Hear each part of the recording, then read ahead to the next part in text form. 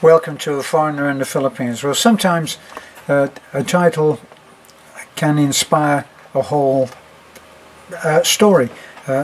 Sometimes a story has to be written in order to earn a title, but this one was something that it was typical of how in the north of England, in Manchester in particular, which is where I came from, that's where I was born, in the north of England, and we didn't refer to people by their straight name in the family. So my brother, whose name was Neville, would be called our Neville, and of course, when my brother or sister referred to me, they would say our Terry or our Terence, and it was the same with most people in their families in the north. It seemed to be a thing to prefix a name with our. Well, this was something that came to me out of the blue, and the title was Hands Off Our Mavis. So I still say things were going great till pretty boy Eddie waltzed in the door of the Pig and Whistle with that fancy piece of his and started straight in on our Mavis. Now we all know our Mavis is no great beauty. Okay, not even that attractive. Fine, so she struggles even to be plain.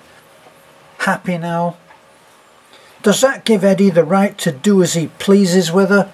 I don't think so, sweetheart. And you know what? I don't know where he got that name from anyway, 'cause when you take into account that pretty boy Eddie ain't no prettier than you and me, you can see that him strutting around doing his Gary Cooper lacks a certain credibility. So what if he's seen High Noon 37 times? I've seen Dirty Harry 43 times. Do I keep asking you to make my day, punk?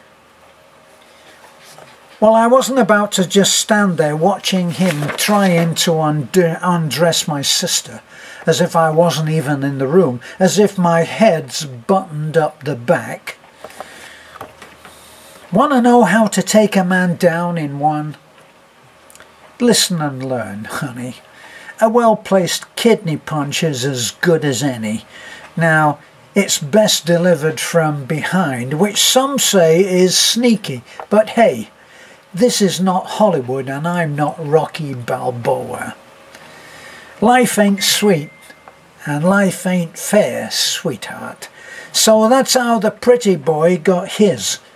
This placed him on his knees and perfectly positioned for my Doc Martens special edition Chelsea boot, placed with surgical precision right to his family jewels. Now, I'm not a man who is easily surprised, so as for what happened next, well, you could have knocked me down, which coincidentally is exactly what pretty boy Eddie's fancy piece up and did. And with a beer crate at that. Now I ask you, was that fair? We were fighting it out man to man. Okay, I admit I had that small advantage and maybe should have waited till Eddie was looking before I hit him from behind. However, you could say that was instant karma, as he was doing his thing and fastened onto our Mavis's face at the time. And you know what? Now I think of it, she didn't seem to be objecting an awful lot. So it turns out that the fancy piece was handier with a beer crate than any bartender I ever knew, and more forgiving in some ways, as she helped me to my feet before she threw that positively vicious left hook. Fortunately for me, she missed the mark and wrapped her arm around my neck. She ended up right in close and my head got buried for a moment in her chest. Now, I'm a leg man myself, but even in the heat of the moment, I clearly remember thinking, boy, this woman is built. This is probably the exact moment that her knee came hurtling up sharp and fast, and cruelly so, and arrived at the tender pelvic junction between my legs. Now, isn't pain a funny thing? Well, okay, not a laugh out loud funny thing, but it does have a way of making you focus in the moment. As that Buddha fella and his gang of bedsheet warriors would say, and certainly the fancy piece now had all my attention. You know how things look when the room is spinning around and you're swimming in a sea of pain? Well, okay, you probably don't, sweetheart, so just use your imagination. Here's what my acute sense of irony, which I have been complimented on many times, comes in. I peered through the veil of agony, and if I had been physically able to do so, I would have gasped in amazement at what I saw. Pretty boy Eddie and me are both enjoying the same crippling injury, but I lie alone and ignored, while Eddie has the undivided attention of both the fancy piece and, yes, you've got it, sunshine, our Bloody Mary, our Bloody Mavis, for crying out loud. Pretty boy is lying curled up like a big prawn in the fetal position, clutching his jennies, which are still on fire if his are anything like mine, and sounds like he is positively crooning about the pain like Bing frigging Crosby. The two women are singing out their sympathy, and in two-part harmony is how it seemed to me. Now help me out here. Did I miss something? I mean, just take a look at what happened. Pretty boy Eddie crashed our party with the fancy piece in tow and did no more than immediately make for our Mavis for a cheap grope. And Fancy didn't seem to mind one bit, don't you know. In the sharpest of contrast, my mother, who at the time was winning an arm wrestling match against Billy the Bull, took on an expression of extreme displeasure that was about as subtle as a Sherman tank. Be informed, sweetheart. You don't want to make my mummy mad. You won't like my mummy when she's mad. Bearing that in mind, and only in the spirit of keeping the peace, I sidled over to Eddie and Mavis and slipped Eddie the kidney punch and the nutcracker, after which I stepped back to savour a quick victory. Enter the fancy piece, and vengeance was hers, and Lord, was it ever. When I eventually hit the floor, I was clutching my nether regions and wondering how much was left of my bits and pieces. Tables, chairs, and people scattered as my mother, who was already in a mood due to breaking in a new pair of G.I. Joe steel-capped work boots, cut a path through the room as she stomped her way over to me with a face as black as Harry Belafonte. Never one to mince words, she grated through furiously clenched teeth as she sneered down at me. "You little wimp, you let the fancy piece take you down, for Christ's sakes!"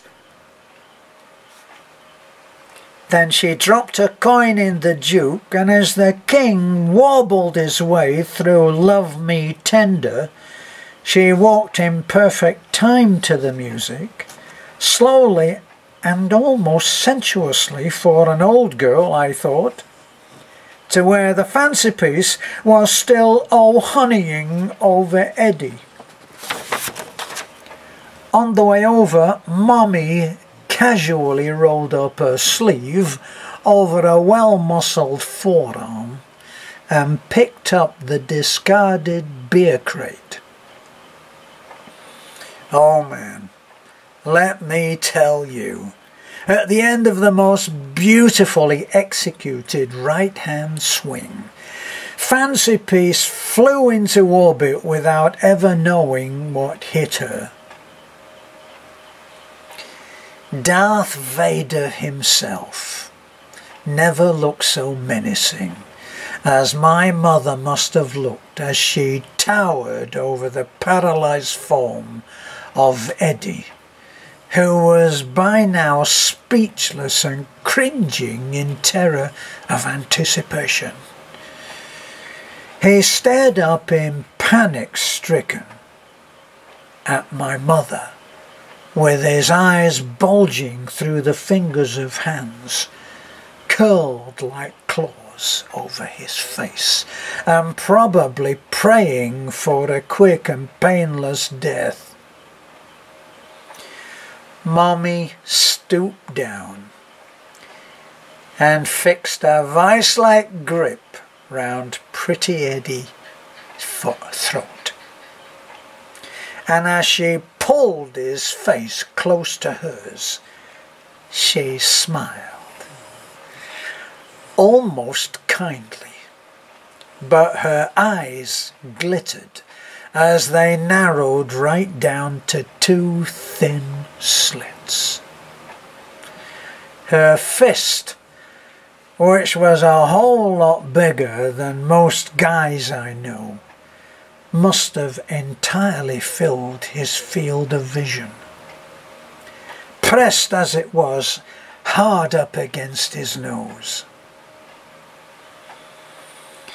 Through teeth hung like ice, and a voice that dripped with malice, she hissed, "Hands off our Mavis."